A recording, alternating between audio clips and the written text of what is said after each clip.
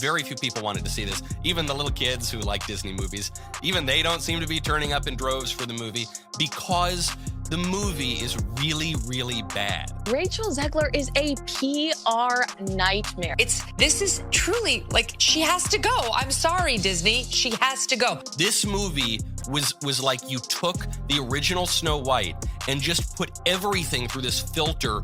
So from remade Moana, would you cast a little Irish guy? No, you wouldn't. So that was off the top. Some people are stupid. Oops! Oops! Our audience does not. They replace the prince with a common criminal. So there is a prince-like figure, but he's no longer the original Snow White, and just put everything through this filter. So from the casting to the class... Rachel Zegler's Hollywood Meltdown, from Disney's star to industry outcast. She was Disney's chosen one, the girl who once sang her way into millions of hearts. But today, Rachel Zegler stands on the edge of Hollywood's blacklist. From iconic roles to endless backlash, this is the full story of how stardom turned to scandal, and why some people say Rachel Zegler ruined her own career. Rachel Zegler wasn't born into fame. She was just a regular teenager uploading cover songs on YouTube. But then, lightning struck. Steven Spielberg cast her as Maria in West Side Story, beating out 30,000 hopefuls. Suddenly, she was on the world stage, winning a Golden Globe, trending on every platform, and being labeled the next big thing. Offers flooded in: Shazam 2 from DC, Snow White from Disney, talk shows, brand deals. She had it all. Fans were obsessed with her Cinderella story, but Cinderella's clock was about to strike midnight. Rachel's charm started to wear off when she began speaking a little too boldly. In interviews, she openly criticized Disney's 1937 Snow White, calling it weird, outdated, and even saying, she's not going to be saved by a man. She's not dreaming of true love anymore. Traditional fans were shocked. Instead of honoring a classic, Rachel was tearing it apart. And she didn't stop there. She mocked the prince, insulted the original story, and even said she hated the damsel in distress idea. The internet responded not kindly. Soon, Rachel became one of the most disliked Disney leads in years. Clips from her interviews went viral, but not in a good way. People accused her of being disrespectful, arrogant, and fake woke. YouTubers, podcasters, even fellow celebrities began calling her out. Her Instagram comments were flooded with hate. Her YouTube interviews were getting thousands of dislikes. Twitter was ruthless, roasting her with memes and mockery. Some fans even started begging Disney to replace her. Others said she had destroyed their childhood favorite. Instead of apologizing, Rachel fought back. She claimed the backlash was rooted in misogyny.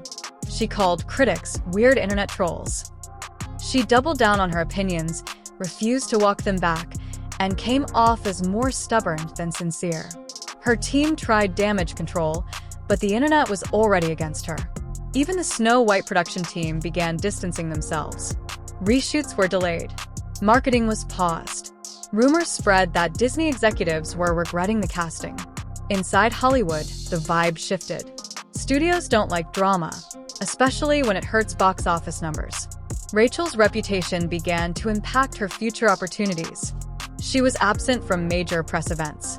Her role in Paddington 3 was reduced. Some insiders claimed other actresses were now being favored over her for lead roles. She had become, in industry terms, a risky bet. And just like that, the girl who was once on every casting list was now on a waitlist. The final blow came when Disney's Snow White was delayed, not once, but twice. Many insiders blamed Rachel's interviews for poisoning the film's reception before it even released. Toy lines were shelved. Marketing budgets were slashed.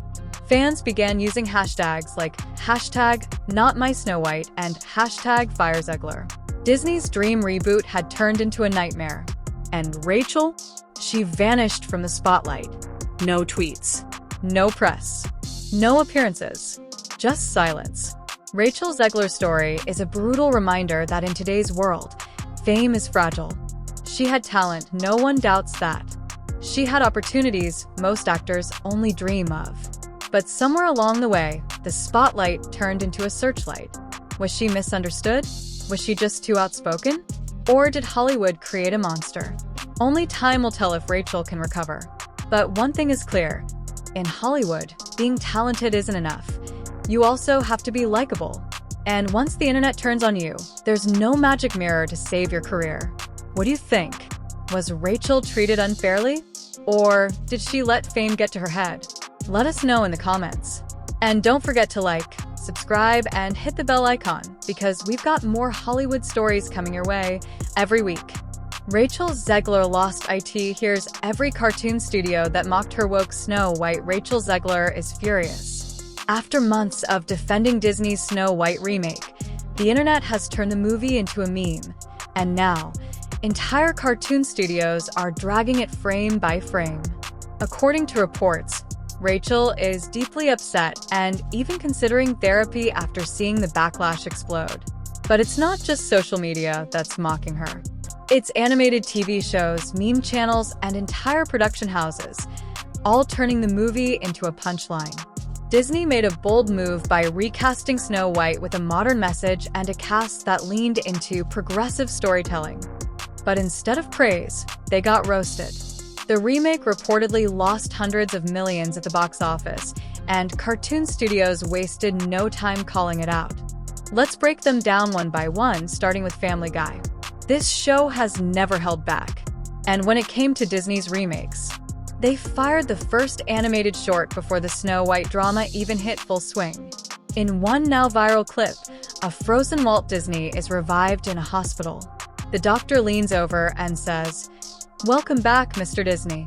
Then Walt asks, "Are they still making Disney remakes?" The doctor nods. "Put me back in." One line. Total annihilation.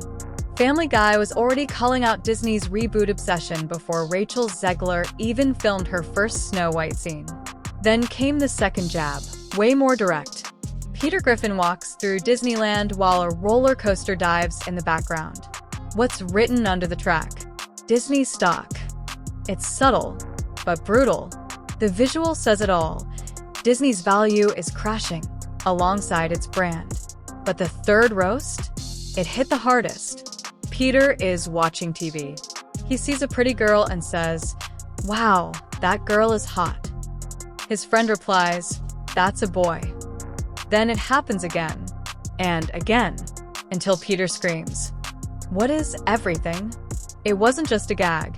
It was a full-blown takedown of Hollywood's obsession with identity confusion and representation-first casting. Family Guy didn't name Rachel, but the message was loud and clear. Audiences are exhausted. And the truth is, Family Guy was just the beginning. Because what South Park did next wasn't just a roast.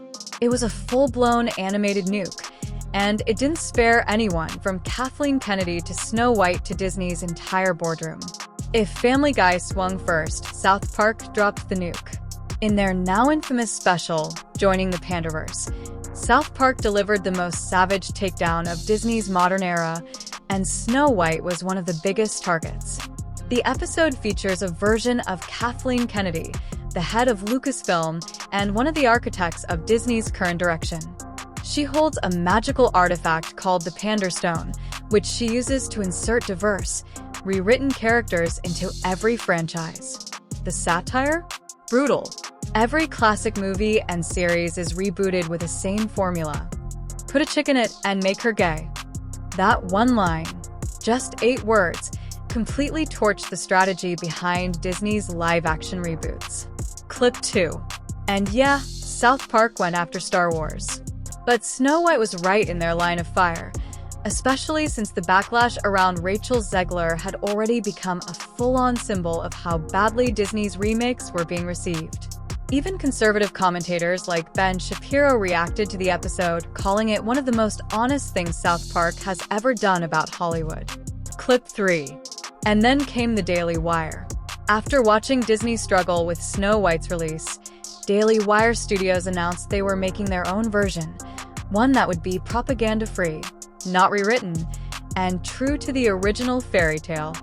No gender swaps. No political statements. Just classic Snow White. Clip 4. The announcement went viral. But then things got complicated. Brett Cooper, the actress originally attached to play the lead, quietly exited the project. No statement. No follow-up. The movie is now stuck in limbo. Still, the teaser alone racked up millions of views, and the audience response was overwhelmingly clear. People are desperate for non-political entertainment again. Whether or not the project